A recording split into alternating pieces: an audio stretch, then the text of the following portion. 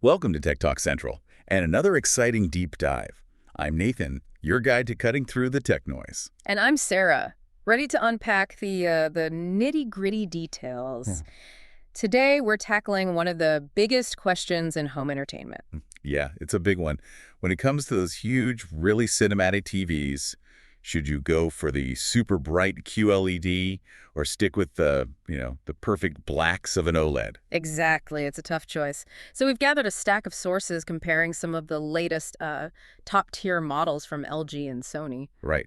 To help you navigate this, well, it's a pretty high-stakes decision for your living room, isn't it? Totally. Our mission today is really to pull out the most important nuggets of knowledge. We want to give you a shortcut, basically, to being truly well-informed when you're thinking about your next big screen purchase. Because for a lot of you wrestling with this, it often comes down to something like, are you chasing that ultimate movie night experience in a dark room? Or do you need something more versatile, a powerhouse that looks great in your bright living room and handles everything from movies to gaming? Okay, let's dig into that. Let's kick things off with the LG. It's the 65-inch class OLED Evo AI 4K G5 series, their 2025 model. Right, so this is an OLED Evo. That means you're getting what they call perfect black and perfect color. From over 8.3 million self-lit pixels, each one doing its own thing. Yeah, and what's really interesting here is LG's push for brightness. They have this brightness booster ultimate. Yes, the claim is 45% brighter than the older B5 model, right? That's what they claim, yeah. Which is, that's a pretty significant jump for OLED tech. It really is. And it tackles that classic OLED worry. And they've also got this glare-free certification from UL. They're calling it Bright Room Ready. Okay, so the idea is you still get those amazing perfect blacks, even if, the sun's streaming into your room. That's the goal. Because, we've all been there, right? Trying to watch a dark scene in daytime and just seeing your reflection. Oh, yeah. Total immersion killer. So what's under the hood? Well, it's powered by LG's Alpha 11 AI processor Gen 2. And that's not just marketing fluff, is it? This AI stuff. No, it seems pretty essential. It's about the TV intelligently adapting. So things like AI Picture Pro, AI super upscaling, AI director processing. So it's constantly tweaking things. Right, trying to optimize the picture and sound for whatever you're watching, whether it's sports or a movie. It's got Dolby Vision, of course, for color and brightness, Dolby Atmos for sound. And filmmaker mode. I like that one. Yeah, turns off that extra processing. And wow, orchestra, that's their thing for syncing TV speakers with an LG soundbar. Right, for a bigger soundstage. Okay, sounds good for movies, but what about gaming? A lot of people buying big TVs care about that now. Definitely. And LG seems serious here. The specs are pretty compelling. Like what? Like get this, 0.1 millisecond response time and up to a 165 hertz refresh rate. Wow, 165 hertz. That's really smooth. Incredibly smooth. Plus, it supports NVIDIA G-Sync, AMD FreeSync Premium, and VRR. All the good stuff to stop tearing and blurring. Exactly. And 4 HDMI 2.1 inputs. You need those for the latest consoles and PCs. Yeah, absolutely. And you mentioned a customer review. Yeah, someone specifically highlighted linking it with their graphics card for those super high frame rates, up to 165 FPS. PC gamers will be paying attention. For sure. Okay, what about the smart side of things? It runs on LG's WebOS 25, access to apps, the usual, plus over 350 free LG channels. And they're promising updates for a while. Yeah, this is interesting. Up to 5 years of software updates with something called WebOS Renew. That's pretty good commitment. That is good. Keeps the TV feeling current. Any other AI tricks? A personalized picture and sound wizard using AI and an AI concierge for recommendations. Learns what you like. And it plays nice with smart homes. Seems like it covers all the bases. Apple AirPlay 2, Google Cast, ThinQ, Google Assistant, Alexa, Matter, Apple HomeKit. Pretty comprehensive. And the design. LG often focuses on that. They call it the one-wall design. Sits virtually flush when mounted. And it can display art or photos, like a digital canvas. Nice touch. Okay, price and feedback. So the 65-inch model list price is around $3,400, but it's currently selling for just under $3,000. And people generally like it. Yeah, overall rating is 4.3 out of 5 stars. People love the picture, the brightness. Someone called it ridiculously bright. Stunning graphics, great HDR in games. Okay, but what about the downsides? Any complaints? A few things popped up. Some early users mentioned a bug with HDR10, near black posterization and color banding. Blocky gradients in dark scenes. Not good. No. But the good news is, some reported it was fixed with a firmware update, so hopefully sorted now. Okay. Anything else? The remote. Some found it awkward and it doesn't have a backlight, which is annoying in the dark. And notably, no DTS:X audio support. Okay. But that warranty is a big bonus. Oh, definitely. That 5-year limited panel warranty for the G series is a major selling point. Covers parts and labor first year, then just the panel for years 2 to 5. That's solid peace of mind. Okay, so that's the LG G5. Strong contender. Now let's switch gears. What about Sony? They've got their own impressive tech. Absolutely. Let's look at the Sony K65 XR80M2 Bravia 8 II.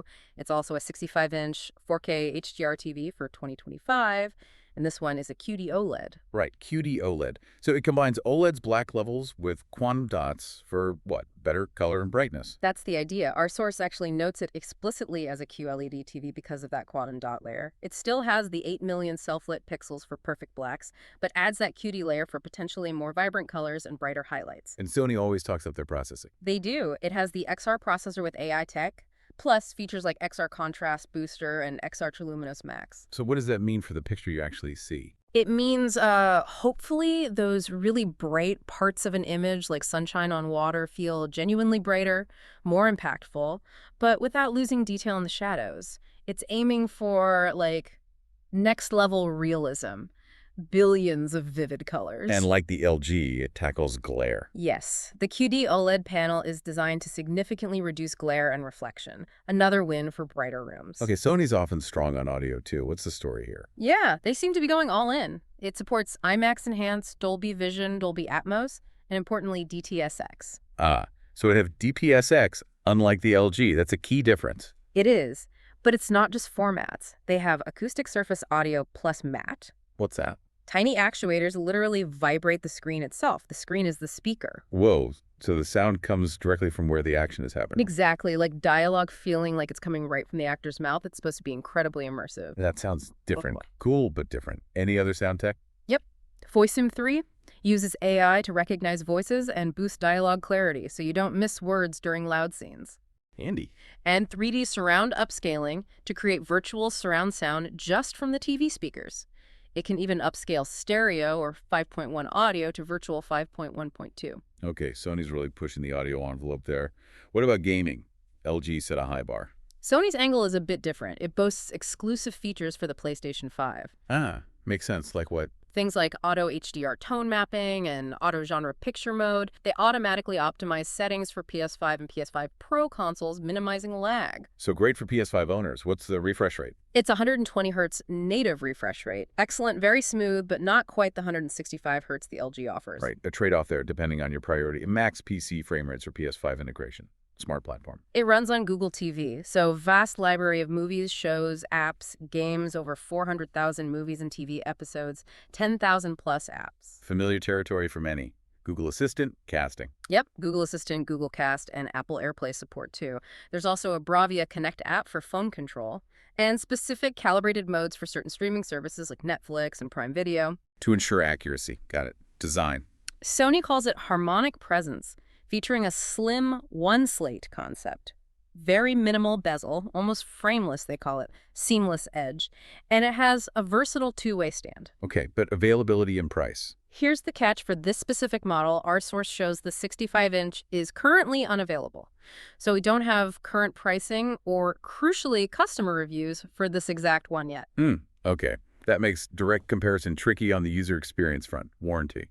It comes with a standard 1-year manufacturer protection, but this bundle included a 26-month extended protection plan. So effectively, just over 3 years total. Still quite a bit less than LG's 5 years on the panel itself. Yeah, that's a significant difference in long-term assurance. Okay, let's break this down then. We've got LG's OLED Evo G5 versus Sony's QD OLED Bravia 8. Both sound amazing, honestly. They really do. Both are pushing the boundaries. You know, when we talk perfect blacks, both OLED Evo and QD OLED deliver because they have those self-lit pixels. Right. Basic OLED strength. But the QD OLED from Sony with that quantum dot layer, it promises potentially dazzling colors, maybe better color volume, especially in bright highlights, compared to more traditional OLEDs. But LG isn't standing still on brightness, right? They've got that brightness booster ultimate, that 45% claim.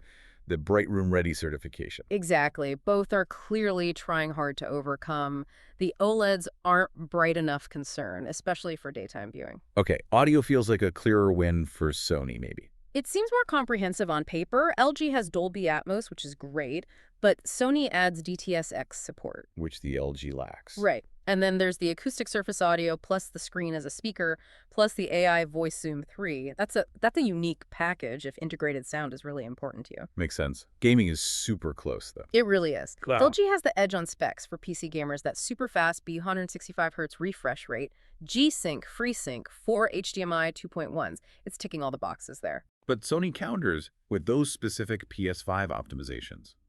Auto HDR tone mapping, auto genre picture mode, if you live in the PlayStation ecosystem. Yeah, especially with the PS5 or Pro, Sony's tailoring that experience directly for you, even if the refresh rate maxes out at 120 Hz. And the smart platforms, LG's WebOS, with that long update promise, versus Sony's Google TV. Both are mature platforms. Both use AI for personalization. It probably just comes down to which interface you prefer or which fits better with your existing smart home stuff. Then there's the real-world factor. We actually have user feedback for the LG G5. We know about the picture quality buzz, but also those initial HDR niggles and the remote complaint. Whereas the Sony QD OLED, at least this specific model, is still a bit of an unknown quantity in terms of widespread user experience since it's listed as unavailable in our source. It's that classic trade-off, proven performer versus the potentially cutting-edge newcomer. And that warranty difference looms large. LG's 5 years on the panel versus Sony's 1 year plus the bundle. That's a significant factor for such an expensive purchase. A very significant factor, yeah. Peace of mind counts for a lot. So, boiling it all down for you listening, what's the takeaway? Well, if you're after those deep OLED blacks combined with really impressive brightness, maybe for a room with some ambient light, And you want top-tier gaming features, especially for PC, plus that long panel warranty. then the LG OLED Evo G5 looks like a really strong contender, assuming those early software kinks are indeed ironed out. Yeah. But if you prioritize maybe even more cutting-edge color performance, that really innovative integrated audio experience with DTS:X support, And crucially, if you're a dedicated PS5 gamer wanting those specific optimizations, then the Sony QD OLED Bravia 8 II, once it becomes available and we see some reviews, presents a really compelling alternative. It shows how these TVs are becoming these super personalized entertainment hubs. which leads to an interesting thought, doesn't it? Mm-hmm. As AI gets better and better at personalizing picture and sound automatically, Mm-hmm.